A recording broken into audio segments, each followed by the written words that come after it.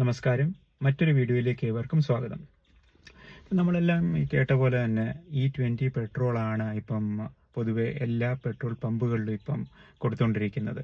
അപ്പോൾ E20 petrol എന്താണ്, ഇതുകൊണ്ട് നമ്മുടെ വാഹനങ്ങളിൽ എന്താണ് ഇമ്പാക്റ്റ് ഉള്ളത്, അതുപോലെ തന്നെ ഈ പഴയ വാഹനങ്ങളാണെങ്കിൽ നമ്മൾക്ക് എന്ത് ചെയ്യാൻ പറ്റും എന്നുള്ള വിഷയം നമ്മൾക്ക് ഇന്നത്തെ ഈ വീഡിയോയിൽ ഡീറ്റെയിൽ ആയിട്ട് മനസ്സിലാക്കാം. അപ്പോൾ ഈ ആദ്യം തന്നെ ഈ E20 പെട്രോൾ എന്ന് പറഞ്ഞാൽ എഥനോൾ 20, അതായത് 20% ഇഥനോൾ പെട്രോളിൽ ബ്ലെൻഡ് ചെയ്ത് കൊടുക്കുന്നത്, അതാണ് ഈ E20 പെട്രോൾ. അതായത് പെട്രോളിൽ 20% ഇഥനോൾ ബ്ലെൻഡഡ് ആയിരിക്കും. അപ്പോൾ ഈ ഇഥനോൾ നിങ്ങൾ അറിയുന്ന പോലെ തന്നെ നമ്മുടെ ആൽക്കഹോൾ അത് മാനുഫാക്ചർ ചെയ്യാൻ ഉപയോഗിക്കുന്നുണ്ട്. അതൊക്കെ ഈ ഷുഗർ അല്ലെങ്കിൽ പിന്നെ ഈ കെയിൻ ഷുഗർ ഉണ്ടല്ലോ, നമ്മുടെ കരിമ്പ്, അതിനെ ഫാക്ടറി ഇൻഡസ്ട്രിയൽ പ്രോസസ്സ് വഴി ഫെർമെൻറ്റ് ചെയ്ത് എടുക്കുന്ന ഒരു സബ്സ്റ്റൻസ് ആണ് ഈ ഇഥനോൾ. ഇതിൻ്റെ ഒരു പ്രോപ്പർട്ടി എന്ന് പറഞ്ഞാൽ ഇത് ഹൈലി കമ്പസ്റ്റബിൾ ആണ്, അതായത് ഇത് പെട്ടെന്ന് തീ കത്തും.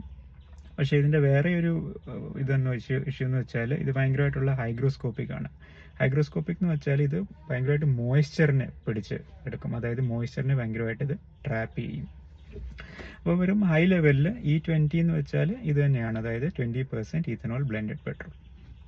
അപ്പോൾ ഇതിൻ്റെ ഇമ്പാക്റ്റ് നമ്മുടെ വാഹനത്തിൽ, ഇപ്പോൾ ബൈക്ക് ആകട്ടെ കാറാകട്ടെ, ഇതിൻ്റെ ഇമ്പാക്റ്റ് നമുക്ക് മനസ്സിലാക്കണമെങ്കിൽ നമ്മുടെ വാഹനത്തിനെ നമുക്ക് 2 സെഗ്മെൻ്റായിട്ട് നമുക്ക് ഡിവൈഡ് ചെയ്യാം.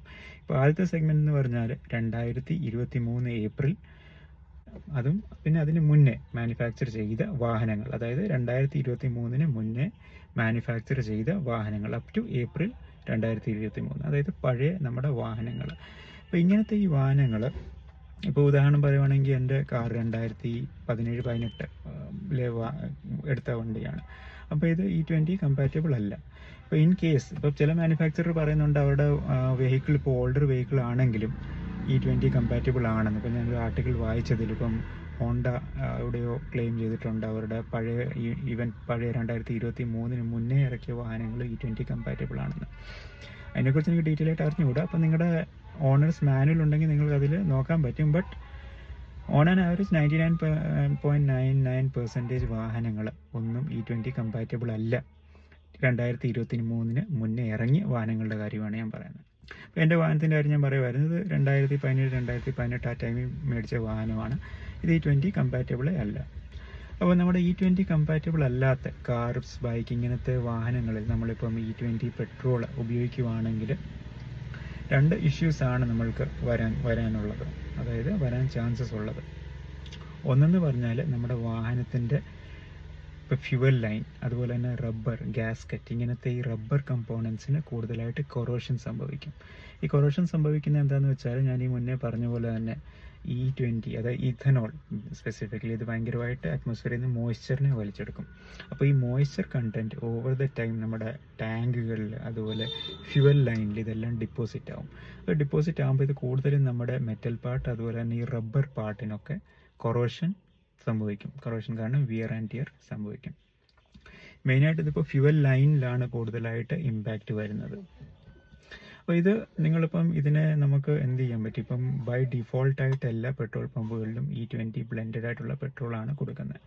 അപ്പോൾ ഇതിൻ്റെ ഒരു സൊല്യൂഷൻ എന്ന് പറഞ്ഞാൽ നിങ്ങളിപ്പം XP100 എന്ന് പറഞ്ഞ പ്രീമിയം പെട്രോൾ ഉണ്ട്, അതായത് 100 ഒക്ടേൻ പെട്രോൾ. അതിൽ മാത്രമേ ഉള്ളൂ നിലവിൽ 100% പെട്രോൾ, അതായത് സീറോ ബ്ലെൻഡിങ് ആയിട്ട് അവൈലബിൾ ഉള്ളത്. പക്ഷേ അതിൻ്റെ ഒരു പ്രശ്നം എന്ന് വെച്ചാൽ അതിൻ്റെ റേറ്റ് അറൗണ്ട് 150-160 ഏതാണ്ടാണ് ലിറ്ററിന് കൊടുത്തിരിക്കുന്നത്. അതുപോലെ തന്നെ രണ്ടാമത്തെ കാര്യം എന്ന് പറഞ്ഞാൽ അത് കോമൺ ആയിട്ട് എല്ലായിടവും അവൈലബിൾ അല്ല, എല്ലാ പമ്പിലും. ഇപ്പോൾ ഈ ഞാൻ താമസിക്കുന്ന ഏരിയയിലാണെങ്കിൽ തന്നെ പവർ, സ്പീഡ്, ഇതൊക്കെ അവൈലബിൾ ആണ്. ഈവൻ XP95 ഈ ഹിന്ദുസ്ഥാൻ പെട്രോൾ പമ്പിൻ്റെ നമ്മുടെ ഹിന്ദുസ്ഥാൻ പെട്രോളിയത്തിൻ്റെ പെട്രോൾ പമ്പുകളിൽ അവൈലബിൾ ആണ്. പക്ഷേ ഈ ഒരു ഏരിയയിൽ XP100 അങ്ങനെ അവൈലബിൾ അല്ല. ഇപ്പോൾ 2 കാര്യങ്ങളാണ്. ഒന്ന് ഇതിൻ്റെ അവൈലബിലിറ്റി, രണ്ടാമത് ഇതിൻ്റെ പ്രൈസ്. ഈവൻ ഇൻ കേസ് ഇതിപ്പോൾ അവൈലബിൾ ആയാൽ പോലും ഇപ്പോൾ എന്നെപ്പോലെ ഡെയിലി വാഹനം ഉപയോഗിക്കുന്ന ഒരാൾക്ക് 150-160 റുപ്പീസ് ലിറ്റർ പെട്രോൾ കൊടുത്ത് അത് പ്രാക്ടിക്കൽ അല്ല, ഫൈനാൻഷ്യലി അത് ഫീസിബിളും പ്രാക്ടിക്കലും അല്ല. നമുക്ക് പെട്രോൾ ഉപയോഗിക്കേണ്ട ആവശ്യമുണ്ട്, അതില്ലാതെ നമുക്കിപ്പം വണ്ടി എടുക്കാൻ പറ്റത്തില്ല. അപ്പോൾ അങ്ങനത്തെ ഒരു സാഹചര്യത്തിൽ നമുക്ക് ചെയ്യാൻ പറ്റുന്നത് എന്താണെന്ന് വെച്ചാൽ, ഒന്ന്, നിങ്ങളുടെ ടാങ്ക് മാക്സിമം നിങ്ങൾ ഫുൾ ചെയ്തിടുക. ഇപ്പോൾ നമ്മുടെ ടാങ്ക് മാക്സിമം ഫുള്ളാണെങ്കിൽ ഒരു എയർ ഗ്യാപ്പ് കുറയും. അപ്പോൾ ആ ഗ്യാപ്പ് കുറയുമ്പം കൂടുതലായിട്ട് മോയ്സ്ചർ സെറ്റിലാവാനുള്ള ചാൻസസ് കുറയും. പിന്നെ അതിലൊരു വിഷയമുണ്ട്, നമുക്ക് എപ്പോഴും ഇങ്ങനെ ഫുൾ ടാങ്ക് അടിച്ചുകൊണ്ട് ഇരിക്കുന്നത് അങ്ങനത്തെ അത്ര പ്രാക്ടിക്കലായിട്ടുള്ള ഒരു ഓപ്ഷൻ അല്ല. ഇപ്പോൾ രണ്ടാമത്തെ ഒരു ഓപ്ഷൻ എന്ന് പറഞ്ഞാൽ ഇപ്പോൾ ഈ ഫ്യൂവൽ അഡിറ്റീവ്സ് ഉണ്ട്, അതുപോലെ തന്നെ ഫ്യൂവൽ ക്ലീനേഴ്സ് ഉണ്ട്. അതിനെ നമ്മൾ ഇപ്പോൾ ഫുൾ ടാങ്ക് പെട്രോൾ അടിക്കുമ്പം അതിൻ്റെ പറഞ്ഞ 20 ml അല്ലെങ്കിൽ 5 ml എത്രയാണ് സ്പെസിഫൈഡ് എന്ന് വെച്ചാൽ അതിനെ നമ്മൾ പെട്രോളിൻ്റെ കൂടെ കൊടുക്കുക. ഒരു 1000 കിലോമീറ്റർ 1500 കിലോമീറ്റർ നമ്മൾ അതും കൂടെ ഈ അഡിറ്റീവ്സിനെ നമ്മൾ ആഡ് ചെയ്ത് കൊടുക്കുകയാണെങ്കിൽ നമ്മുടെ ഫ്യൂവൽ ലൈൻ ക്ലീൻ ആവും. അതുപോലെ ഈ അൺകമ്പസ്റ്റബിൾ ആയിട്ടുള്ള, അതായത് ബേൺ ആവാതിരിക്കുന്ന ഈ പെട്രോൾ അതും കൂടെ സ്മൂത്തായിട്ട് ക്ലീൻ ഔട്ടായി ആവും. അപ്പോൾ അത് കാരണം നമ്മുടെ വാഹനത്തിന്, അതായത് പ്രത്യേകിച്ചും ഫ്യൂവൽ ലൈനിന് സംഭവിക്കാവുന്ന ഇഷ്യൂസ് ഒരു പരിധിവരെ നമുക്കതിനെ ഓവർകം ചെയ്യാം എന്നാണ് പറയുന്നത്.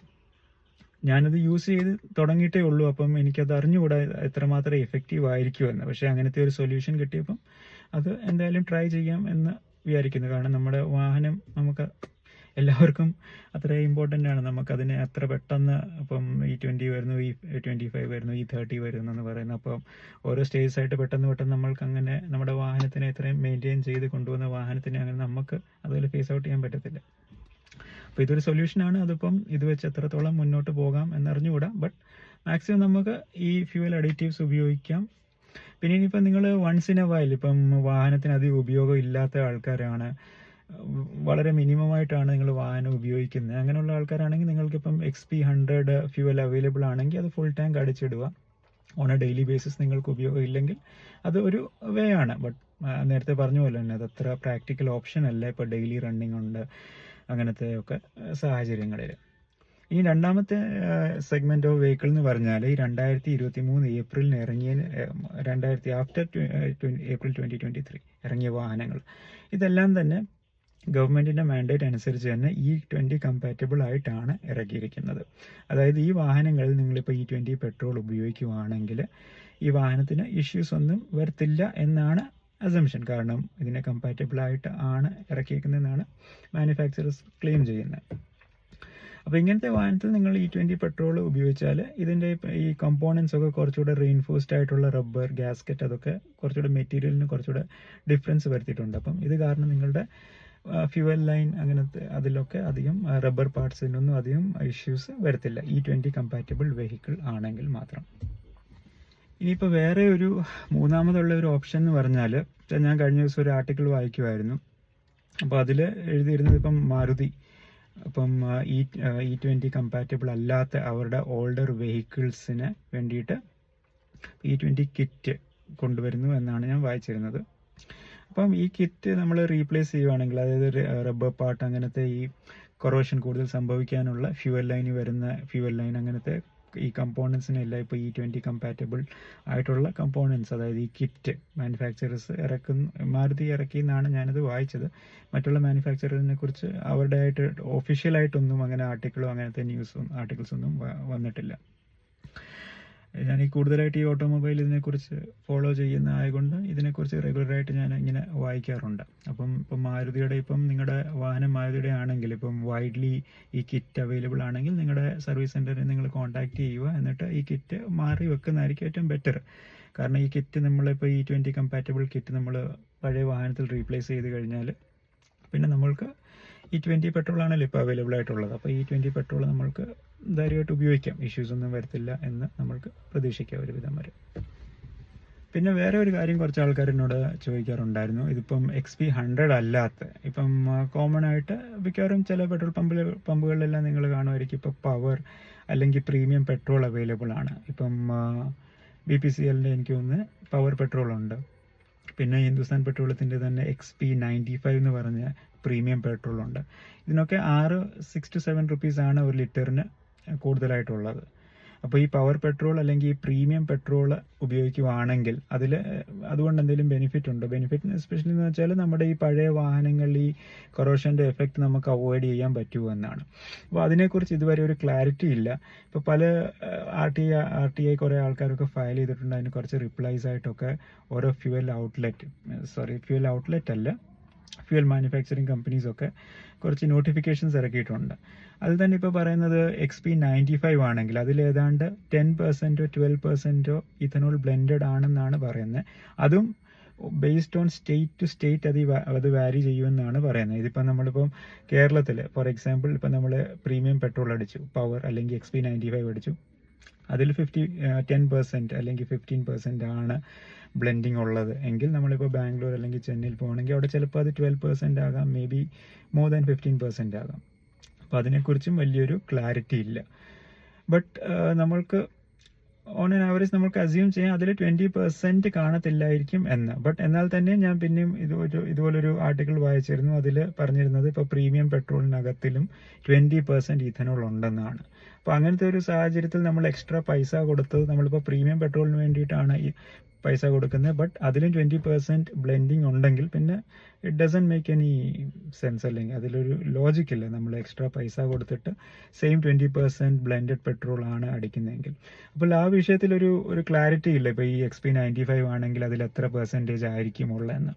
കുറേ ആർട്ടിക്കിൾസ് ഉണ്ട്, അതിൻ്റെ എല്ലാം ഞാൻ ലിങ്കും കാര്യങ്ങളും ഈ വീഡിയോയിൽ തന്നെ ഇടാം. ബട്ട് ആസ് ഓഫ് നൗ അതിലൊരു സ്ട്രിക്റ്റ് ഒരു സ്റ്റാൻഡേർഡ് ഇല്ല. ഇപ്പോൾ XP95 ആണെങ്കിൽ അതിൽ 10% കാണത്തുള്ളൂ, അല്ലെങ്കിൽ 15% ഇഥനോൾ ബ്ലെൻഡിങ് ഉള്ളൂ എന്നതിനെക്കുറിച്ചൊരു സ്റ്റാൻഡർഡൈസേഷൻ അങ്ങനെ വന്നിട്ടില്ല. പിന്നെ അടുത്ത ഒരു വൈഡ്ലി ഡിസ്കസ് ടോപ്പിക് എന്ന് പറഞ്ഞാൽ ഈ മൈലേജ് ഡ്രോപ്പ് ആണ്.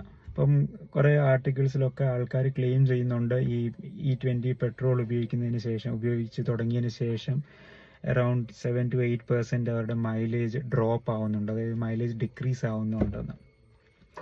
അപ്പം ഇതിനെ പറ്റിയും ARAI കുറച്ച് സ്റ്റഡീസ് നടത്തിയിട്ടുണ്ട്. ഇതിൻ്റെ ഒരു മെയിൻ റീസൺ എന്ന് പറഞ്ഞാൽ ഈ E20, അതായത് ഈഥനോൾ ബ്ലെൻഡഡ് പെട്രോള് കുറച്ചുകൂടെ കൂടുതൽ കമ്പസ്റ്റബിൾ ആണ്. അതായത് നിങ്ങളുടെ വാഹനത്തിൽ അത് കുറച്ചുകൂടെ പെർഫോമൻസിനെ ബൂസ്റ്റ് ചെയ്യും എന്നാണ് ക്ലെയിം ചെയ്യുന്നത്, അതിൻ്റെ ആ ഒരു ഹൈലി കമ്പസ്റ്റബിൾ പ്രോപ്പർട്ടി കാരണം.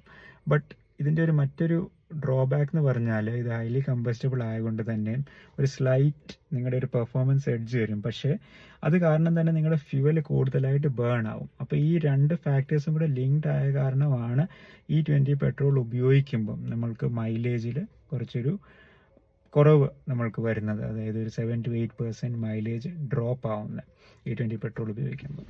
ഇവിടെ നമ്മൾ രണ്ട് കാര്യങ്ങളാണ് ഇപ്പോൾ നമ്മൾ ശ്രദ്ധിച്ചപ്പോൾ ആർട്ടിക്കിൾസൊക്കെ നമ്മൾ നോക്കുവാണെങ്കിൽ രണ്ട് കാര്യങ്ങൾ നമുക്ക് മനസ്സിലാക്കാൻ കഴിയും. ഒന്ന് E20 കംപ്ലൈൻറ്റ് വെഹിക്കിൾസ്, പിന്നെ രണ്ടാമത്തേത് E20 കോമ്പാറ്റബിൾ വെഹിക്കിൾസ്. അപ്പോൾ E20 കംപ്ലൈൻറ്റ് വെഹിക്കിൾസ് എന്ന് പറയുമ്പോൾ ഇതിൻ്റെ എൻജിൻ ട്യൂണിങ്ങും ഒക്കെ ഇപ്പോൾ E20 ഈ ബ്ലെൻഡഡ് പെട്രോള് ഫോക്കസ് ചെയ്തിട്ട് ഇതിൻ്റെ എൻജിനും പെർഫോമൻസും ഒക്കെ കുറച്ചുകൂടെ ട്യൂൺ ചെയ്തിട്ടുണ്ടായിരിക്കും ഇപ്പോൾ E20 കോമ്പാറ്റബിൾ വെഹിക്കിൾ ആണെങ്കിൽ. അതേസമയം ഇപ്പോൾ E20 കംപ്ലൈൻറ്റ് വെഹിക്കിൾ ആണെന്ന് പറയുവാണെങ്കിൽ ഇപ്പോൾ ഈ നമ്മൾ കിറ്റ്, ഇപ്പോൾ പഴയ വാഹനത്തിൽ നമ്മളിപ്പം E20 കിറ്റ് അവൈലബിൾ ആവുന്നതിന് ശേഷം ഇപ്പം നമ്മൾ വെക്കുവാണെങ്കിൽ അത് E20 കംപ്ലൈൻറ്റ് ആവും. അതായത് നമ്മുടെ വാഹനത്തിൽ വിയർ ആൻഡ് ടിയർ സംഭവിക്കത്തില്ല, പക്ഷേ ഈ പെട്രോളിന് അനുസരിച്ച് നമ്മുടെ വാഹനം, അതായത് അതിൻ്റെ സ്പെസിഫിക്കലി അതിൻ്റെ എൻജിൻ ട്യൂൺഡ് ആയിരിക്കത്തില്ല. അപ്പോൾ ഇങ്ങനെ വരുമ്പോഴാണ് നമുക്ക് കൂടുതലായിട്ട് ഈ മൈലേജ് ഡ്രോപ്പ് ഒക്കെ വരുന്നത് വാഹനത്തിൽ. അപ്പം ഇത് രണ്ട് ഫൈൻ പ്രിൻസ് ആണ്, അത് ക്ലിയർ ആയിട്ട് ഒരിടത്തും ക്ലാരിഫൈ ചെയ്ത് പറയാറില്ല. ഒന്ന് പറയുന്നത് E20 കംപ്ലൈൻറ്റ്, പിന്നൊന്ന് E20 കോമ്പാറ്റബിൾ വെഹിക്കിൾ. ഈ രണ്ട് ടേംസ് തന്നെ വളരെ കൺഫ്യൂസിങ് ആയിട്ടുള്ള ടേംസ് ആണ്. ഇതിലും തന്നെ ഡിഫറൻസ് ഉണ്ട്. അപ്പം എല്ലാ കാര്യങ്ങളും ഒരു മാക്സിമം ഒരു ക്ലാരിറ്റി ഗോയിങ് ഫോർവേഡ് വരും എന്ന് പ്രതീക്ഷിക്കാം. അതുവരെ നിങ്ങൾക്ക് ഇതാണ് ചെയ്യാൻ പറ്റുന്ന ഓൾഡർ വെഹിക്കിൾസിൽ ഫ്യൂവൽ അഡിറ്റീവ്സ് ഉപയോഗിക്കുക എന്നുള്ള ഒരു സൊല്യൂഷൻ മാത്രമേ ഉള്ളൂ. അപ്പോൾ ഈ കാര്യങ്ങളാണ് ഞാൻ ഈ വീഡിയോയിൽ കൂടെ ഷെയർ ചെയ്യാൻ ആഗ്രഹിച്ചത്. കാരണം എൻ്റെ ഒരു പഴയ വാഹനമാണ്. ഇപ്പം എപ്പോഴും ഈ E20 പെട്രോൾ അടിക്കുമ്പോൾ എനിക്കും, കാരണം ഞാൻ വാഹനത്തിന് അത്രമാത്രം ഇഷ്ടപ്പെടുന്ന ഒരാളാണ്. അപ്പം അതുകൊണ്ട് തന്നെയാണ് ഇപ്പോൾ ഞാൻ ഈ ചാനലും തുടങ്ങിയത്. ഇപ്പം പല ആൾക്കാർക്കും ഡ്രൈവിംഗ് പഠിപ്പിക്കാൻ ബുദ്ധിമുട്ടുണ്ട്. അപ്പം ഒരു പ്രോപ്പറായിട്ടൊരു ഗൈഡൻസ് അങ്ങനെ കൊടുക്കാം എന്നുള്ള ഒരു വാഹനം ഇഷ്ടപ്പെടുന്ന ഒരാൾ എന്ന നിലയിൽ.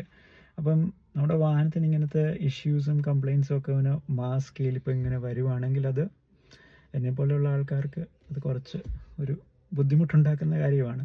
അപ്പം നമ്മളെക്കൊണ്ട് ചെയ്യാൻ പറ്റുന്ന ഇതായിരുന്നു. അപ്പം മറ്റൊരു ഡ്രൈവിംഗ് റിലേറ്റഡ് വീഡിയോയിൽ കാണാം. വീഡിയോയുടെ ഫ്രീക്വൻസിയൊക്കെ കുറച്ച് കുറഞ്ഞിട്ടുണ്ട്, പല പേഴ്സണൽ കാര്യങ്ങൾ കൊണ്ട് തന്നെയാണ്. ബട്ട് ഞാൻ എൻ്റെ സൈഡിൽ നിന്ന് മാക്സിമം ട്രൈ ചെയ്യുന്നുണ്ട്. എല്ലാവരും എൻ്റെ വീഡിയോ കണ്ട് സപ്പോർട്ട് ചെയ്യുന്ന എല്ലാവർക്കും വളരെ ബിഗ് താങ്ക് യു. അപ്പം നമ്മൾക്ക് ഇനി മറ്റൊരു ഡ്രൈവിംഗ് റിലേറ്റഡ് വീഡിയോയിൽ കാണാം, അല്ലെങ്കിൽ ഇതുപോലത്തെ ഒരു വെഹിക്കിൾ സംബന്ധമായ എന്തെങ്കിലും ഒരു ടോപ്പിക് നമ്മൾ അടുത്ത വീഡിയോയിൽ നമ്മൾ കൊണ്ടുവരുന്നതായിരിക്കും. വീഡിയോ കണ്ടതിന് വളരെയേറെ നന്ദി. വീഡിയോ ഇഷ്ടപ്പെട്ടെങ്കിൽ ലൈക്ക് ചെയ്യുക, ചാനലിനെ സബ്സ്ക്രൈബ് ചെയ്യുക. നമുക്കിതേപോലത്തെ മറ്റൊരു ഡ്രൈവിംഗ് റിലേറ്റഡ് വീഡിയോയിൽ കാണാം. നമസ്കാരം.